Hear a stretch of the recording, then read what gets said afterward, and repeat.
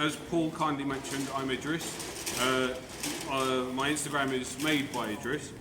And if you don't know me by that, you know me as the idiot who cut his thumb that one time. And if you don't know me by that, hi, nice to meet you. So I'd like to kind of point out that there's a serious amount of imposter syndrome currently happening, because I'm by no way a skilled bookbinder. Right, this is entirely a hobby. This has always been a hobby. I kind of really liked it, and I've been doing it for many years. And it just kind of, the more you do stuff, the better you get at it. So I'm imagining that I'm as good as I'll ever be. But bookbinding is quite like a satisfying little process. It started off when I was at university, and I kind of got fed up with paying for sketchbooks. So I did architecture at uni. So kind of buying the sketchbooks to kind of do all my work in was a little bit kind of annoying, because I was a student. And I realised I could just buy paper, really good quality paper, and bind my own books. And that's where they've kind of emanated from. And actually the process is shockingly simple. Is this it? Yeah. So the parts are quite easily broken down into just paper, card and leather. And that's all the pieces you've got. And it starts off with sheets of paper that you fold in half. So obviously fold it in half, it becomes half the size. So a 5 becomes a 6. So that's what I started doing. And they're basically comprised of something called signatures. So one piece of paper folded in half, stacked into 3. So there's 3 here, folded in half, that makes one signature. Piece them together, you get something called a text block. And there's a process of stitching these together so you kind of keep them all connected. And it is something called Coptic stitching, which is quite interesting. So I'm going to pass that around so you guys actually can see it, like pieces. So again, just starts off with needle and thread, and I'm not really going to kind of go through the ins and outs of exactly how kind of you stitch it together, but fundamentally they get stitched together, and then you get the text block nicely pieced and glued. So that's where this comes in. I'll explain that in a minute. And so once you have the text block that's been passed around, all you do is you get your coloured leaves, and they go on the other side. And then they get attached to bits of card, quite simply. And then you're on your way to kind of basically a book, which you can kind of see. And with a piece of leather, all I do is mark the centre, put a bit of glue it on the outside. This is double-sided tape, and this has kind of saved me from quite a lot of mess. Because when you get the glue all the way to the edges and you glue it out to the edge, and then you've got glue all spreading out, and it's kind of horrible. So that is kind of like a little cheat that I've managed to discover, and it's kind of worked out quite well to kind of keep it all sealed together. And so the final product becomes, where did I put it? There it is. Becomes this form. And as you can see, all the edges kind of not uniform in this manner. And that's where this wonderful contraption comes in. As Paul kindly pointed out, that this is a book plough that I built for the first entry into the Makers Challenge here, the 3 easy pieces. And I've always wanted to make one of these for ages, ever since kind of seeing the process. And before, the process was actually relatively simple, because this isn't a very tool heavy process. Because everything you can see here, you can actually easily kind of source it elsewhere. For pressing it, it's relatively simple. I use this thing, but actually you can just use a clamp. For cutting it, it's relatively simple. You can use planer blade, modified, but I've kind of upgraded to something a little bit more interesting, which is this, which is the plough that I made. So as you can see, there is this blade here. That rides along this vice, and what you do is this thing. That's that one. And what this does is kind of kindly clamps it in there. And this was actually quite a lot of fun to build.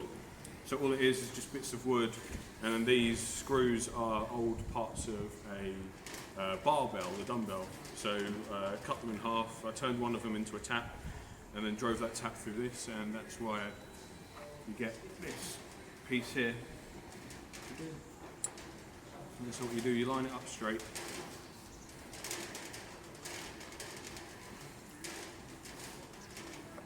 You get your plough. And so this kind of resets here right along this piece of wood along that. And then you slowly advance the screw over. And then it's called a plough because you just have to sit and do this all the time. And then slowly cuts off a whole load of paper. Satisfying process.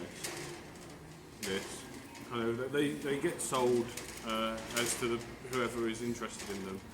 And so when you finalise it, the edge, once you clean up all the kind of bit side, the edge comes out quite nicely. And so they're really quite a delicate little item. Kind of grab one, pass them around. They're quite lightweight. Even you can do them in different sizes. So you get a 5 and 4, a 6, but the 4 one's quite like just kind of feeling them, like the quality, the weight of. I'm going to hand that over to you. You can have a feel. It's not a material intensive project. If you want to kind of take it on, just printer paper is easy, fold it in half, play around with it. Google cockpit stitching, it's actually relatively simple once you get the hang of it. And the end product of something that's actually relatively easy, you just need a blade, a square is always helpful. And what is essentially just PVA glue or wood glue is what kind of holds it all together. And then the final product of such a simple kind of process is quite, I feel quite nice. I'm happy to take any questions if you have any. I know I haven't covered the entire process very clearly. So, there's the little, there it is. So, everyone had a chance to look at this thing? Right, so that's got the stitching, you can see how they're stitched together. The process, I'll show you now. Double-sided tape, but that's hold the spine. No, it's not the spine, I'll show you. As you can see. This stuff is something called concentrated PVA. It's used by kind of a plasterers to seal plaster at the end of it, which is essentially just really intense wood glue. So all I do is run a bead along here. It's a lot more than I wanted.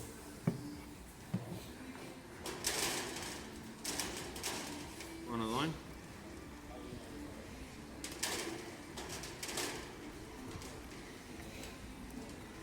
Spread it out.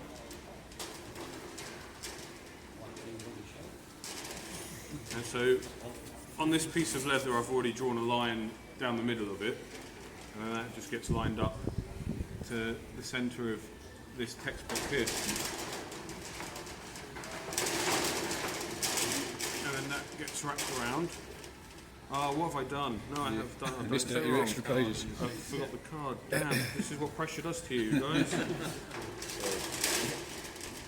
I sat and planned this all out in my head. I was like, I'm going to talk about this. This will be the process. This will be that, and then hopefully they get covered. Sorry.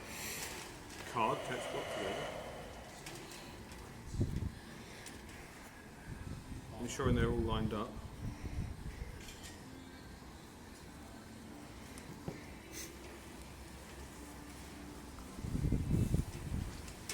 So once that's kind of dried onto that side,